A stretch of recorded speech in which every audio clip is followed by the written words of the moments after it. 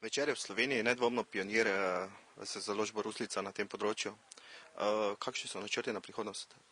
No, nedvomno naša hiša je znana po tem, da je napredna tehnološka hiša. Razvijamo nove programe, nove produkte v skladu z tehnološkimi možnostmi in seveda tudi tržnimi priložnostmi.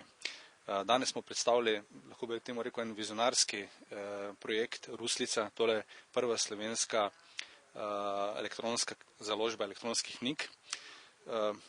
Od leta 2006, ko smo s tem začeli, pa vse do danes lahko ponudimo preko naše elektronske založbe več kot 100 različnih naslovov in več kot 60 različnih avtorjev. Smo pionirji in na to smo zelo ponosni in seveda računamo na uspešnost tega projekta tudi v prihodnje. Kako ocenjujete, kakšno vlogo bo imel elektronski papir za založništvo v prihodnosti? No, gledajte, tukaj v rokah držim en prvi bralnik, recimo za elektronske knjige, torej ta tehnologija je tukaj že pri nas. Mislim, da je vprašanje samo, kako hitro bodo te knjige se razširile med bralce. Naše mnenje je, da relativno zelo hitro. No, ponudba preko naše spletne knjigarne in pa omogoča to, da bo lahko avtorje prebirali ne več po klasičnem mediju, se pravi v tiskani knjigi, ampak preko elektronskega bralnika.